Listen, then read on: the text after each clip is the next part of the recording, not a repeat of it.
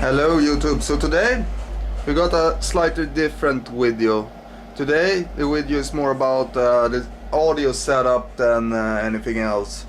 I thought I would make a video showing what goes into making a stereo this size and what I have done and stuff like that. So first thing, audio card. You need a audio card. It's called a Lexicon Lambda, and that's balanced outputs, and it's 24-bit, which is great. That runs via USB and runs Spotify, and hopefully I won't get muted, but that's the next thing to see. And from the audio card, the signal goes down to the mixer over here.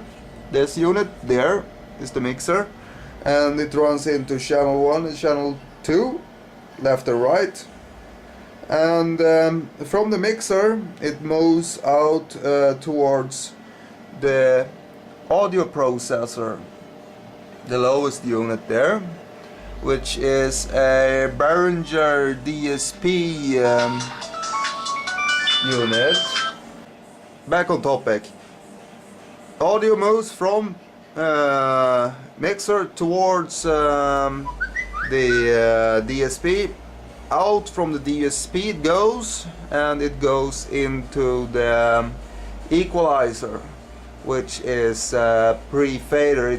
It's using the insert connections, so it's pre-fader, and then it goes back into the mixer, out the headphone jack. So when I listen nighttime and use the KK monitors, it affects those.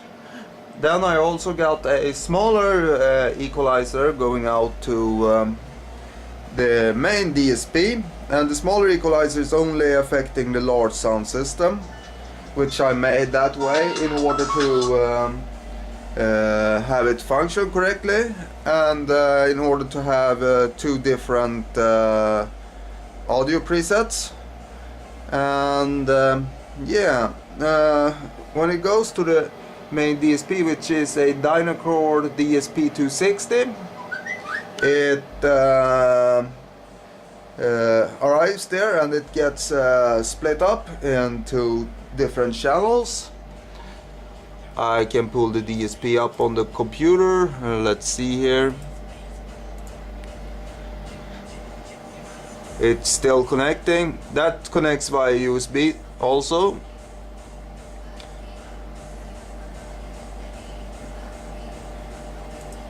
So we have to wait on this thing a couple of seconds, and let's see here. Here you can get the crossover frequency, and it has a built-in parametric EQ and a little things. Let's see, where is it? There we got the parametric.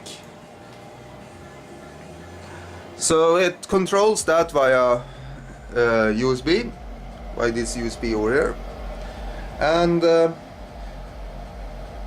these lights show the distance to clipping. Basically, when those are at maximum, it starts limiting, so I don't clip the amplifiers, because it does have a limiter built in, so it is virtually impossible to clip the amps. And yeah.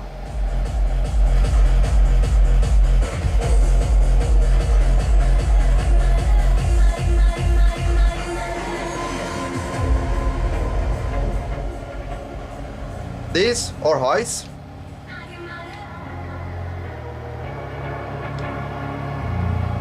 Mids. Subwoofer. Highs. Mids. Subwoofer.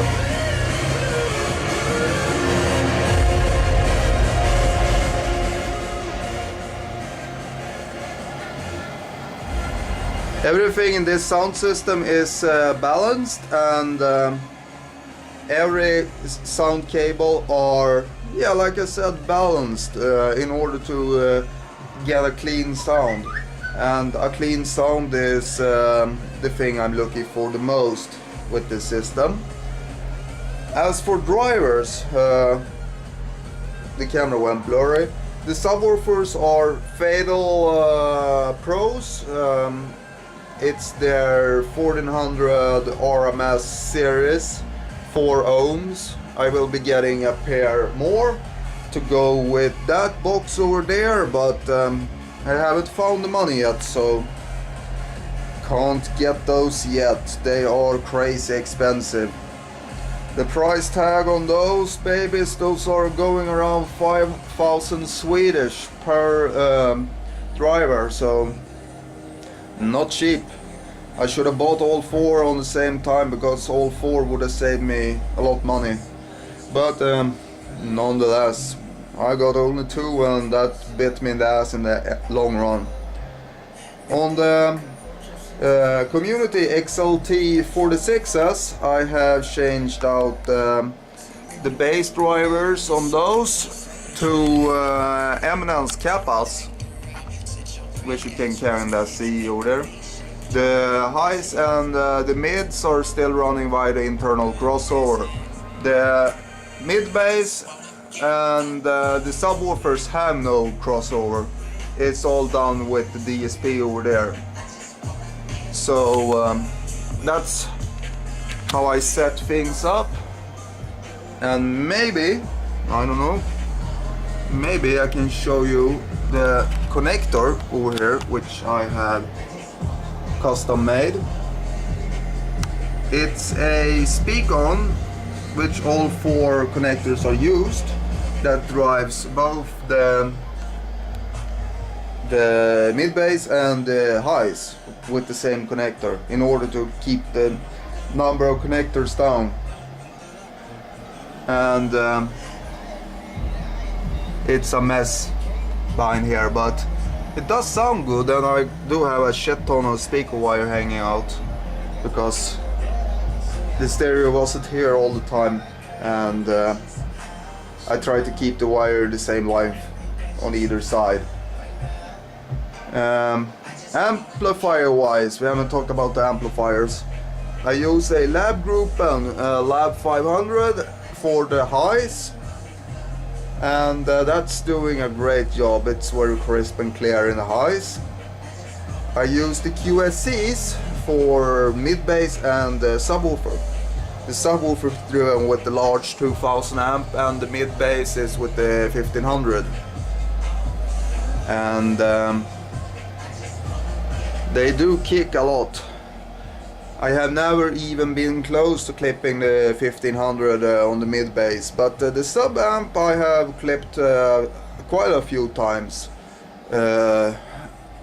Even though I do have a limiter, I had it in the beginning set slightly too high, and that allowed some clipping to come through. But nonetheless, this amp works perfectly fine now. They have had problems, the QSCs, they have had a lot of problems. I had to fix them a gazillion times, and guess why, the screwdrivers there, they still do have problems. I still need to poke that thingy over there with the screwdriver from time to time to make the amp turn on. So it isn't flawless, but it is amp, and it does sound. So yeah, it's the largest I do have at this moment. So yeah, I hope this makes anyone more wise to how I build. And I wouldn't really recommend what is it? It's a Behringer 1502, the equalizer down there, because the LEDs doesn't really last. But the top one has all LEDs working, and that's the larger series, so maybe they fixed it in that, I don't know. The lowest one is the only one I had problems with. Also, there's a slight imbalance between the channels, as you can see on the fader. there's a slightly unbalance between the channels. Even though it's balanced in, it's coming out unbalanced. So I'm not totally sure where the unbalance comes in, but I do suspect the mixer board to be unbalanced in this aspect, that the channels isn't playing loud enough.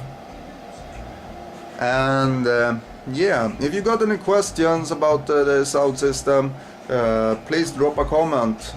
Also, if you would like to hear a song or two played on it, you can drop a comment. That if you live in Stockholm, you can basically see the system yourself if you want to. So yeah, YouTube, please subscribe and take care, y'all. See ya.